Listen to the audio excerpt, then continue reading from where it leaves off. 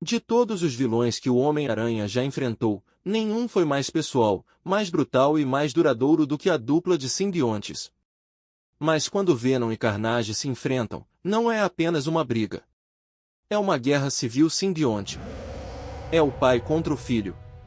É o anti-herói contra o psicopata. Tudo começa com o primeiro simbionte. Ed Brock era um jornalista que perdeu tudo quando Peter Parker expôs o verdadeiro criminoso que Ed havia acusado. Humilhado e à beira do suicídio, Ed foi até uma igreja para morrer. Lá, encontrou o simbionte, rejeitado por Peter Parker. Unidos pela raiva do Homem-Aranha, Ed e o simbionte se tornaram Venom. Após um confronto com o Homem-Aranha, Venom foi capturado e levado para Ravencroft. Ed Brock dividiu cela com um serial killer chamado Cletus Kasady. Durante a fuga de Ed, o simbionte deixou óvulos em seu sangue. Quando Kasady cortou a mão para se libertar, seu sangue entrou em contato com os resíduos simbióticos. Nasceu uma nova criatura. Mais violenta. Mais insana. Mais mortal. Nasceu Carnage. Cletus Kasady era um assassino em série antes de conhecer o simbionte. Ele matou os avós quando tinha 8 anos. Matou a mãe na frente do pai. Passou a vida em orfanatos e instituições psiquiátricas. O simbionte Carnage não corrompeu Cletus, encontrou um hospedeiro perfeito. Em 1992, Carnage fez sua estreia em Amazing Spider-Man #361. Diferente de Venom, que ainda tinha um código, Carnage era pura maldade. Nas palavras dos roteiristas, Carnage era mais simples, ele era totalmente mau e não tinha potencial para redenção. Homem-Aranha percebeu que não poderia deter Carnage sozinho. Ele fez o que jamais imaginou fazer, pediu ajuda ao seu maior inimigo. Ed Brock, o Venom, aceitou. Pela primeira e única vez, herói e vilão lutaram lado a lado. A primeira luta foi brutal, mas inconclusiva. Carnage mostrou que era páreo para os dois juntos. No momento crítico, ele usou um bebê como distração e escapou. O psicopata sabia que a vida inocente era a única coisa que faria os heróis hesitarem. A rivalidade explodiu em Maximum Carnage, uma saga de 14 edições. Carnage formou sua própria família de assassinos, Shriek, Doppelganger, Demogoblin e Carrion. Nova York nunca tinha visto tanta violência.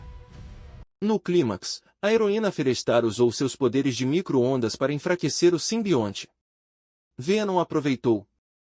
Ele espancou Carnage impiedosamente pelas ruas de Nova York. O golpe final foi um soco que jogou Carnage em um gerador elétrico. O assassino caiu. Mas não pela última vez. A pergunta que todo fã faz: quem é mais forte? A resposta é surpreendente. Carnage é mais poderoso que Venom, porque nasceu do próprio Venom, herdou habilidades ampliadas. Ele pode se ligar diretamente ao sistema circulatório de Kasady, tornando a separação quase impossível. Mas Venom vence nos confrontos diretos porque luta com inteligência. Ambos os simbiontes compartilham as mesmas fraquezas, som e fogo.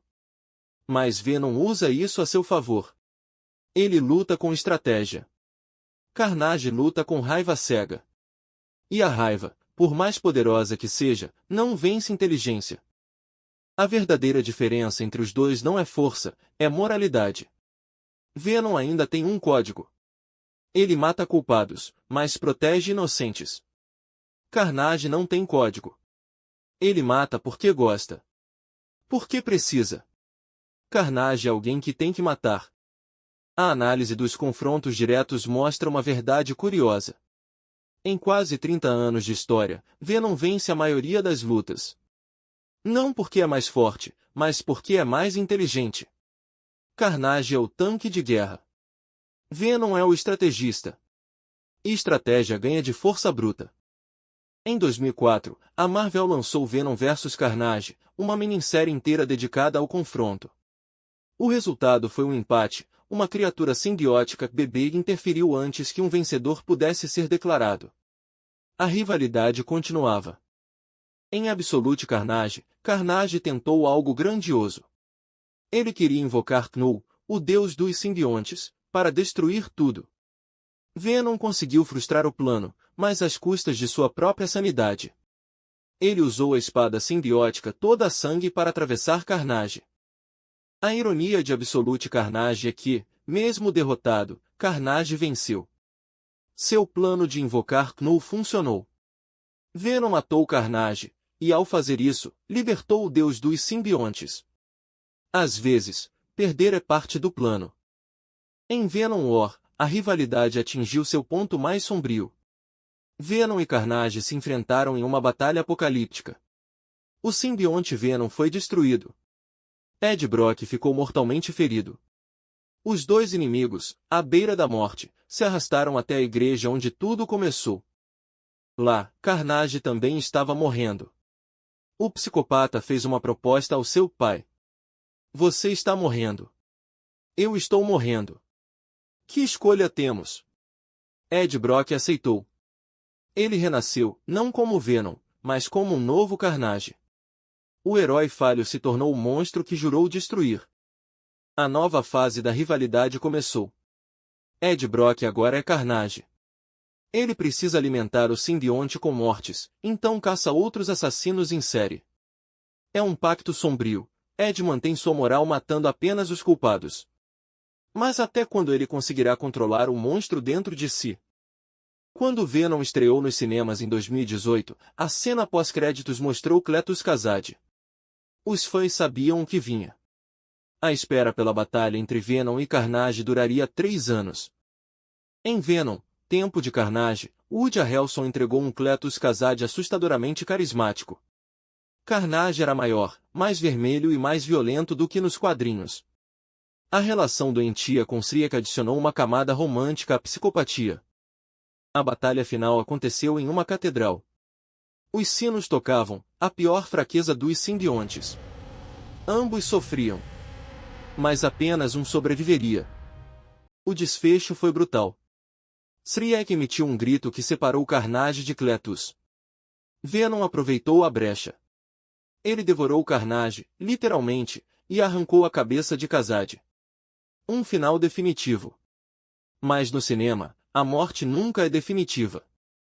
Nos quadrinhos, Carnage já morreu dezenas de vezes. Ele sempre volta. O simbionte é praticamente imortal. O Carnage cinematográfico pode ter morrido. Mas os fãs sabem, monstros como ele nunca descansam em paz. Carnage não é apenas um vilão. Ele é a resposta para a pergunta: o que acontece quando você remove toda a moralidade de Venom? Venom ainda tem limites. Carnage não tem nenhum. Carnage é o que Venom poderia ser, e isso aterroriza até o próprio Venom. Venom é um anti-herói que quer ser herói. Ele falha constantemente. Mata quando não deveria. Protege quando poderia ignorar. Mas ele tenta. Carnage não tenta. Carnage abraça a monstruosidade. E é por isso que Venom, mesmo mais fraco, sempre encontra forças para enfrentá-lo. Venom e Carnage. Uma rivalidade que começou em 1992 e continua hoje.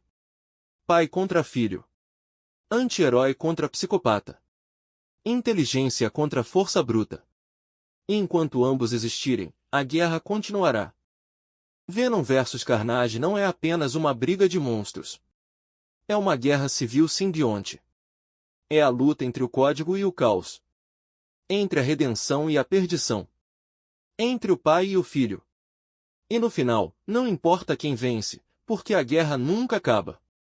O próximo confronto está sempre chegando. E os fãs estarão assistindo.